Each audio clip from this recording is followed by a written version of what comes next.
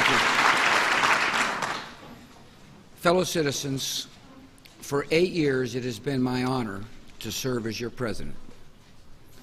The first decade of this new century has been a period of consequence, a time set apart. Tonight, with a thankful heart, I have asked for a final opportunity to share some thoughts on the journey that we have traveled together and the future of our nation.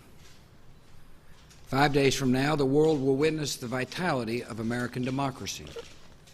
In a tradition dating back to our founding, the presidency will pass to a successor chosen by you, the American people.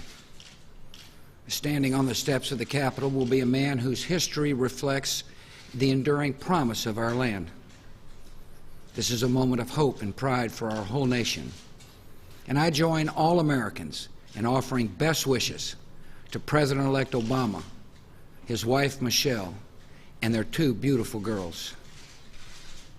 Tonight I'm filled with gratitude to Vice President Cheney and members of my administration, to Laura, who brought joy to this House and love to my life, to our wonderful daughters, Barbara and Jenna, to my parents whose examples have provided strength for a lifetime, and above all, I thank the American people for the trust you have given me.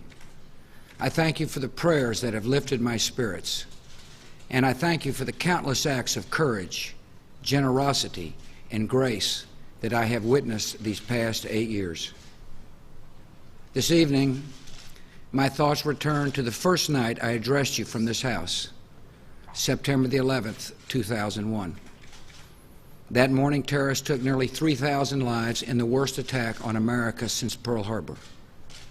I remember standing in the rubble of the World Trade Center 3 days later, surrounded by rescuers who had been working around the clock. I remember talking to brave souls who charged through smoke-filled corridors at the Pentagon, and to husbands and wives whose loved ones became heroes aboard Flight 93. I remember Arlene Howard, who gave me her fallen son's police shield as a reminder of all that was lost, and I still carry his badge. As the years passed, most Americans were able to return to life much as it had been before 9/11. But I never did. Every morning, I received a briefing on the threats to our nation. I vowed to do everything in my power to keep us safe. Over the past 7 years, a new Department of Homeland Security has been created. The military, the intelligence community, and the FBI have been transformed. Our nation is equipped with new tools to monitor the terrorist movements, freeze their finances, and break up their plots. And with strong allies at our side, we have taken the fight to the terrorists and those who support them. Afghanistan has gone from a nation where the Taliban harbored al-Qaeda and stoned women in the streets to a young democracy that is fighting terror and encouraging girls to go to school. Iraq has gone from a brutal dictatorship and a sworn enemy of America to an Arab democracy at the heart of the Middle East and a friend of the United States.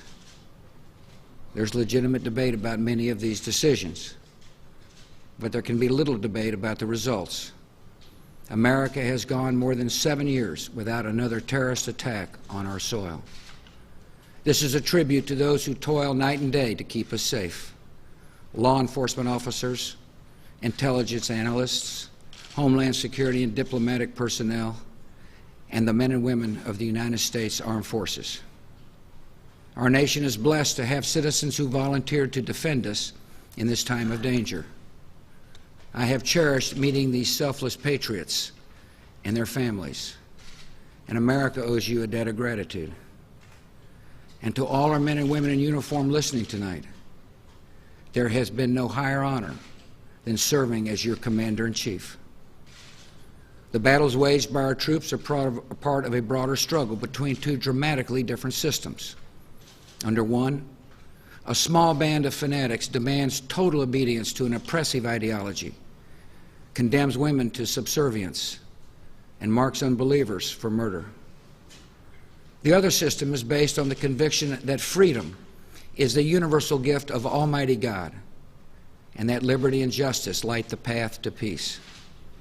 This is the belief that gave birth to our nation. And in the long run, advancing this belief is the only practical way to protect our citizens. When people live in freedom, they do not willingly choose leaders who pursue campaigns of terror. When people have hope in the future, they will not cede their lives to violence and extremism. So around the world, America is promoting human liberty, human rights, and human dignity. We're standing with dissidents and young democracies, providing AIDS medicine to dying patients, to bring dying patients back to life, and sparing mothers and babies from malaria. And this great republic, born alone in liberty, is leading the world toward a new age when freedom belongs to all nations. For 8 years, we've also strived to expand opportunity and hope here at home.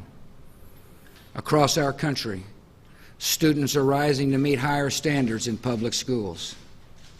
A new Medicare prescription drug benefit is bringing peace of mind to seniors and the disabled. Every taxpayer pays lower income taxes. The addicted and suffering are finding new hope through faith-based programs. Vulnerable human life is better protected. Funding for our veterans has nearly doubled. America's air and water and lands are measurably cleaner. And the federal bench includes wise new members like Justice Sam Alito and Chief Justice John Roberts.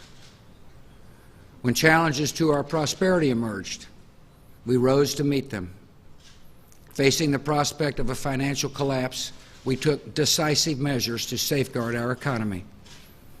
These are very tough times for hard-working families, but the toll would be far worse if we had not acted.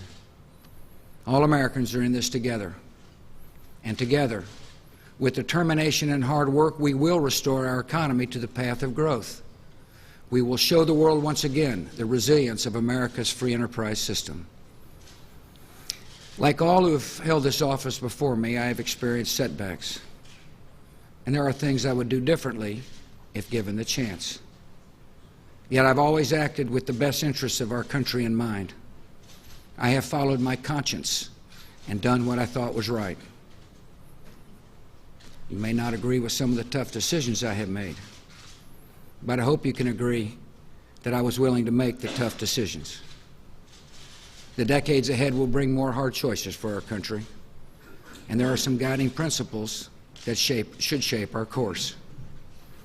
While our nation is safer than it was 7 years ago, the gravest threat to our people remains another terrorist attack. Our enemies are patient and determined to strike again. America did nothing to seek or deserve this conflict, but we have been given solemn responsibilities, and we must meet them. We must resist complacency. We must keep our resolve, and we must never let down our guard. At the same time, we must continue to engage the world with confidence and clear purpose. In the face of threats from abroad, it can be tempting to seek comfort by turning inward. But we must reject isolationism and its companion, protectionism. Retreating behind our borders would only invite danger. In the 21st century, security and prosperity at home depend on the expansion of liberty abroad. If America does not lead the cause of freedom, that cause will not be led. As we address these challenges and others we cannot foresee tonight, America must maintain our moral clarity. I've often spoken to you about good and evil, and this has made some uncomfortable. But good and evil are present in this world, and between the two, there can be no compromise. Murdering the innocent to advance an ideology is wrong every time, everywhere. Freeing people from oppression and despair is eternally right. This nation must continue to speak out for justice and truth. We must always be willing to act in their defense and to advance the cause of peace. President Thomas Jefferson once wrote, "I like the dreams of the future better than the history of the past."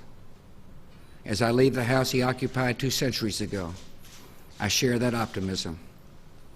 America is a young country, full of vitality, constantly growing and renewing itself. And even in the toughest times, we lift our eyes to the broad horizon ahead. I have confidence in the promise of America because I know the character of our people.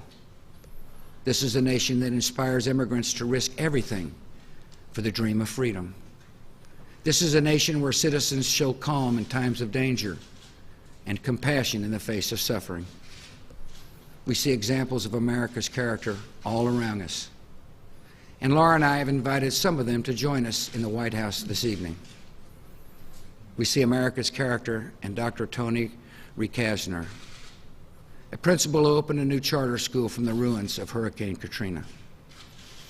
We see it in Julio Medina, a former inmate who leads a faith-based program to help prisoners returning to society. We see it in Staff Sergeant Aubrey McDade, who charged into an ambush in Iraq and rescued 3 of his fellow Marines. We see America's character in Bill Krisoff, a surgeon from California. His son, Nathan, a Marine, gave his life in Iraq. When I met Dr. Krisoff and his family, he delivered some surprising news. He told me he wanted to join the Navy Medical Corps in honor of his son. This good man was 60 years old, 18 years above the age limit. But his petition for a waiver was granted, and for the past year he has trained in battlefield medicine. Lieutenant Commander Krisoff could not be here tonight because he will soon deploy to Iraq, where he will help save America's wounded warriors and uphold the legacy of his fallen son. In citizens like these, we see the best of our country, resilient and hopeful, caring and strong. These virtues give me an unshakable faith in America. We have faced danger and trial, and there's more ahead. But with the courage of our people and confidence in our ideals, this great nation will never tire, never falter, and never fail. It has been the privilege of a lifetime to serve as your president. There have been good days and tough days, but every day I have been inspired by the greatness of our country and uplifted by the goodness of our people. I have been blessed to represent this nation we love, and I will always be honored to carry a title that means more to me than any other: citizen of the United States of America. And so, my fellow Americans, for the final time, good night. May God bless this House and our next president, and may God bless you and our wonderful country. Thank you.